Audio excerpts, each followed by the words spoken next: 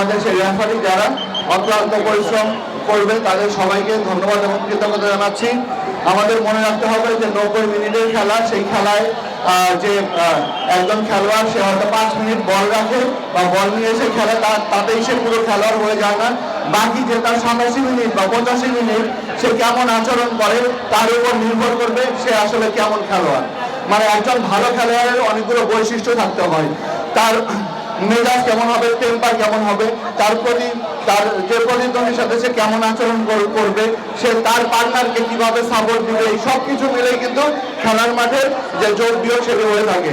আমরা প্রত্যাশা করব যে আমাদের এই খেলার যে মূল স্পিরিট, আমরা একতাবদ্ধ হয়ে একটা নির্দিষ্ট লক্ষ্যের জন্য কাজ করব এবং একইভাবে আমরা সবাই একতাবদ্ধ হয়ে আগামী দিনে আমাদের এই নতুন বাংলাদেশে, আপনারা জানেন ইতিমধ্যে মাননীয় প্রধানমন্ত্রী খেলোয়াড়দের জন্য একটি কার্ড এবং তাদের ভাতা ঘোষণা করেছে এবং অনেক খেলোয়াড় যারা পুরাতন খেলোয়াড় তাদেরকে একটি ভাতা ইতিমধ্যে দেওয়া শুরু হয়ে গিয়েছে। আমি মনে করি যে এটি খেলার জন্য, খেলোয়াড় জীবনের জন্য যারা খেলোয়াড় তাদের জন্য একটি অন্যতম একটি বড় পাওয়া।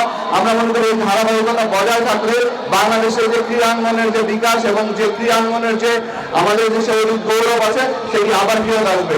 আমরা সেই অতীত গৌরবকে আমরা যখন ছোট ছিলাম তখন দেখেছি আমাদের যে প্রত্যেকটা উপজেলা লেভেলে বিভিন্ন ধরনের ক্লাব আঙ্গন ছিল, সেখানে প্রচুর প্রতিযোগিতা হতো। আমরা সেই প্রতিযোগিতার মাধ্যমে আমরা আমাদের খেলোয়াড়দেরকে তৈরি করে আমরা বিশ্বের মঞ্চে পাঠাবো এবং বিশ্বের মঞ্চে আমাদের এই ক্রীড়াঙ্গনের ক্ষেত্রে একটা শক্ত অবস্থান দখল করবো। সেই প্রত্যাশা রেখে আবারও আমাদের আগামী দিনে আজকের খেলোয়াড়রা আগামী দিনে বিশ্বকে খেলার নিয়ন্ত্রণ করবে, সেই শুভকামনা করে এই সুন্দর আয়োজন যারা করেছে তাদের প্রতি কৃতজ্ঞতা জানিয়ে আজকে এই আন্তঃ ফুটবল টুর্নামেন্টের শুভ উদ্বোধন ঘোষণা করছি। সবাই ভালো থাকবেন। আসসালামু আলাইকুম।